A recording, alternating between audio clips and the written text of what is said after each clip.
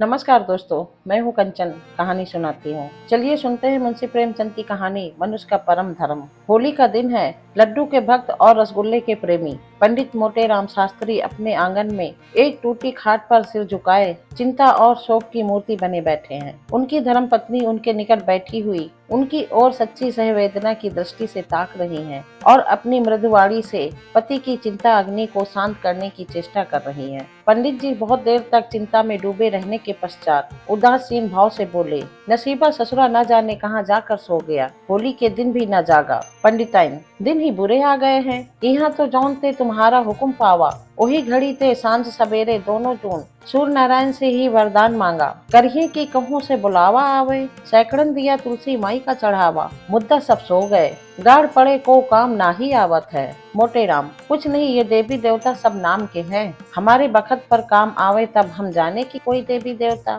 सेठ मेट में मालपुआ और हलवा खाने वाले तो बहुत हैं। पंडिताइन, का शहर भर में अब कोई भलमनई ना ही रहा, सब मर गए। मोटेराम, सब मर गए बल्कि सड़ गए। 10-5 हैं तो साल भर में 2-1 बार जीते हैं, वह भी बहुत हिम्मत की तो रुपए की 3 सेर मिठाई खिला दी। मेरा बस चलता तो इन सबों को सीधे काले पानी भिजवा देता। यह सब इसी अरिया समाज की करनी है। पंडिताइन, तुम तो घर में बैठे रहा हो, अब इस जमाने में कोई ऐसा दानी ना ही है कि घर बैठे न्योता भेज दे। कबो कबो जुबान लड़ा दिया करो। मोटेराम, तुम कैसे जानती हो कि मैंने जबान नहीं लड़ाई? ऐसा कौन रईस इस शहर में है जिसके यहाँ जाकर मैंने आशीर्वाद न दिया हो? मगर कौन ससुरा सुनता है, सब अपने अपने रंग में मस्त हैं। इतने में पंडित चिंतामणि जी पधारे। यह पंडित मोटेराम जी के परम मित्र थे। हाँ, अवस्था कुछ कम थी। मोटेराम, कहो मित्र, क्या समाचार लाए? है कहीं डौल? चिंतामणि, डौल नहीं, अपना सिर है, अब वह नसीब ही नहीं रहा। मोटेराम, घर ही से तो आ रहे हो।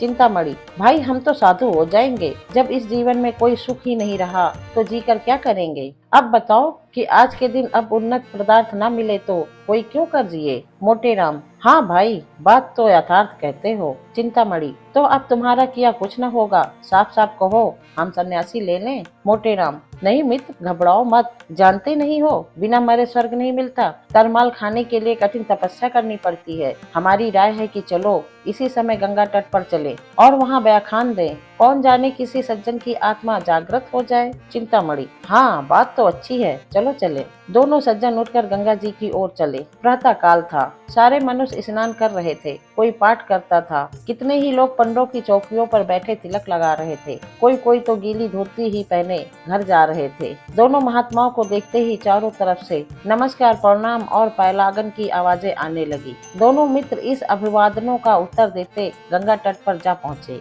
और स्नान से प्रवृत्त हो गए। तब पश्चात एक पंडे की चौकी पर भजन गाने लगे। वहाँ ऐसी विचित्र घटना थी कि सैकड़ों आदमी कौतूहलवश आकर एकत्रित हो गए। जब श्रोताओं की संख्या कई सौ तक पहुँच गई तो पंडित मोटेराम गौरव युक्त भाव से बोले, सज्जनों, आपको ज्ञात है कि जब ब्रह्मा ने इस आसार संसार की रचना की तो ब्राह्मणों को अपने मुख से निकाला। किसी को इस विषय में शंका तो नहीं है? श्रोतागण, नहीं महाराज, आप सर्वथा सत्य कहते हैं, आपको कौन काट सकता है? मोटेराम, तो ब्राह्मण ब्रह्मा के मुख से निकले, यह निश्चय है। इसीलिए मुख मानव शरीर का श्रेष्ठतम भाग है। अतएव मुख को सुख पहुँचाना प्रत्येक प्राणी का परम कर्तव्य है या नहीं? कोई काटता है हमारे वचन को, सामने आए, हम उसे साथ का प्रमाण दे सकते हैं। श्रोतागण, महाराज आप ज्ञानी पुरुष हो, आपको काटने का साहस कौन कर सकता है? मोटेराम, अच्छा, तो जब यह निश्चय हो गया मुख को सुख देना प्रत्येक प्राणी का परम धर्म है, तो क्या यह देखना कठिन है कि जो लोग मुख से विमुख हैं वो दुख के भागी हैं? कोई काटता है इस वचन को? श्रोतागण, महाराज आप धन हो, आप न्याय शास्त्र के पंडित हो। मोटेराम, अब प्रश्न यह होता है कि मुख को सुख कैसे दिया जाए? हम कहते हैं जैसे तुम में श्रद्धा हो, जैसे तुम में सामर्थ्य हो। इसके अनेक प्रकार हैं। देवताओं के गुण गाओ, ईश्वर वंदना करो, सत्संग करो और कठोर वचन न बोलो। इन बातों में मुख को सुख प्राप्त होगा। किसी को विपत्ति में देखो तो उसे ढाढ़स दो, इससे मुख को सुख होगा। किंतु इन सब उपायों से श्रेष्ठ, सबसे उत्तम, सबसे उपयोगी एक और ही ढंग है। कोई आप में ऐसा है जो उसे बतला दे?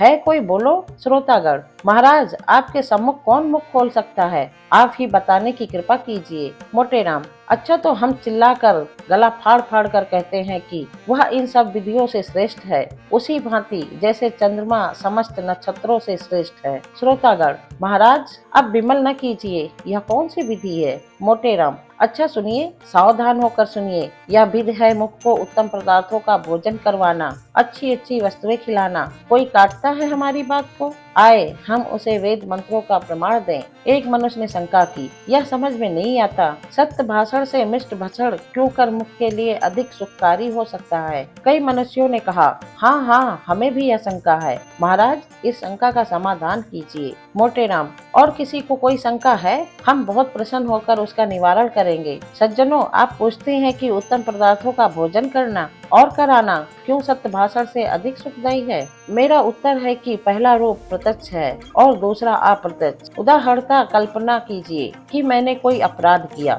यदि हाकिम मुझे बुलाकर नम्रता पूर्वक समझाए कि पंडित जी, आपने यह अच्छा काम नहीं किया, आपको ऐसा उचित नहीं था, तो उसका यह दंड मुझे सुमार्ग पर लाने में सफल न होगा। सज्जनों, मैं ऋषि नहीं हूँ, मैं दीनहीन माया जाल में फंसा हुआ प्राणी हूँ। मुझ पर इस दंड का कोई प्रभाव न होगा। मैं हाकिम के सामने से हटते ही फिर उसी कुमार्ग पर चलने लगूंगा। मेरी बात समझ में आती है? कोई इसे काटता है? श्रोतागण, महाराज, आप विद्या सागर हो, आप पंडितों के भूषण हो, आप धन हो। मोटे राम, अच्छा अब उसी उदाहरण का फिर विचार करो। हाकिम ने बुलाकर तत्क्षण कारागार में डाल दिया और वहाँ मुझे नाना प्रकार के कष्ट दिए गए। अब जब मैं छूटूंगा तो वर्षों तक यातनाओं को याद करता रहूंगा और संभवतः कुमार्ग को त्याग दूंगा। आप पूछोगे ऐसा क्यों है? दंड दोनों ही है, तो क्यों एक का प्रभाव पड़ता है और दूसरे का नहीं? इसका कारण यही है, एक का रूप प्रत्यक्ष है और दूसरे का गुप्त। समझे आप लोग? श्रोतागण, धन हो कृपा निधान, आपको ईश्वर ने बड़ी बुद्धि सामर्थ्य दी है। मोटे राम, अच्छा तो अब आपका प्रश्न होता है, उत्तम पदार्थ किसे कहते हैं? मैं इसकी विवेचना करता हूँ। जैसे भगवान ने नाना प्रकार के रंग नेत्रों के विनोदार्थ बनाए, उसी प्रकार मुख के लिए भी अनेक रसों की रचना की, किंतु इन समस्त रसों में श्रेष्ठ कौन है, यह अपनी अपनी रुचि है। लेकिन वेदों और शास्त्रों के अनुसार मिष्ट रस माना जाता है। देवतागण इसी रस पर मुग्ध होते हैं। यहाँ तक कि सच्चिदानंद सर्वशक्तिमान भगवान को भी मिष्ट पाकों ही से अधिक रुचि है। कोई ऐसा देवता का नाम बता सकता है जो नमकीन वस्तुओं को ग्रहण करता हो? है कोई जो ऐसी एक ही दिव्य ज्योति का नाम बता सके? कोई नहीं है। इसी भांत खट्टे कड़वे और चरफरे कैसले पदार्थों से भी देवताओं को प्रीति नहीं है। श्रोतागण, महाराज, आपकी बुद्धि अपरंपार है। मोटे राम, तो यह सिद्ध हो गया कि मीठे पदार्थ सब पदार्थों से श्रेष्ठ है। अब आपका पुनः प्रश्न होता है कि क्या समग्र मीठी वस्तुओं से मुख को समान आनंद प्राप्त होता है? यदि मैं कह दूं हाँ, तो आप चिल्ला उठेंगे कि पंडित जी तुम बौलाए हो। इसीलिए मैं कहूँगा नहीं और बराबर नहीं। सब मीठे पदार्थ समान रोचकता नहीं रखते।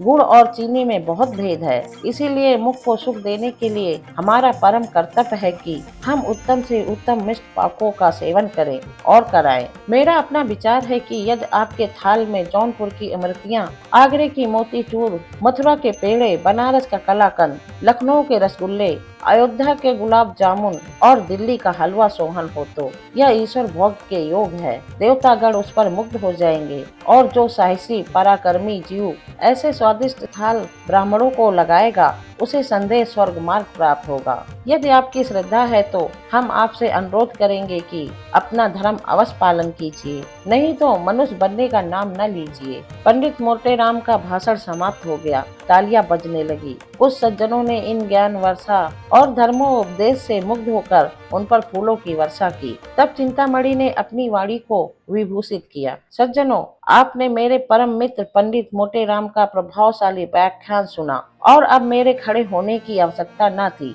परंतु जहाँ मैं उनसे और सभी विषयों में सहमत हूँ, वहाँ उनसे मुझे थोड़ा मतभेद भी है। मेरे विचार में यदि आपके हाथ में केवल जौनपुर की अमृतियाँ हो तो वह पंचमेल मिठाइयों से कहीं सुखवर्धक, कहीं स्वादपूर्ण और कहीं कल्याणकारी होगा। इसे मैं शास्त्रोक्त सिद्ध करता हूँ। मोटे राम ने सरोप होकर कहा, तुम्हारी यह कल्पना मिथ्या है। आगरे के मोतीचूर और दिल्ली के हलवा सोहन के सामने जौनपुर की अमृतियों की तो गणना ही नहीं है। चिंतामणि, प्रमाण से सिद्ध कीजिए। मोटे राम, प्रत्यक्ष के लिए प्रमाण। चिंतामणि, यह तुम्हारी मूर्खता है। मोटे राम, तुम जन्म भर खाते ही रहे किंतु खाना न आया। इस पर चिंतामणि ने अपनी आसनी मोटे राम पर चलाई। शास्त्री जी ने वार खाली दिया और चिंतामणि की ओर मस्त हाथी के समान छपटे, किंतु उपस्थित सज्जनों ने दोनों महात्माओं को अलग अलग कर दिया। दोस्तों, कैसी लगी कहानी कमेंट में जरूर लिखना। वीडियो को लाइक करना, दोस्तों के साथ शेयर करना। मैं कंचन आपसे विदा लेती हूँ, फिर मिलूंगी एक नई कहानी के साथ। धन्यवाद।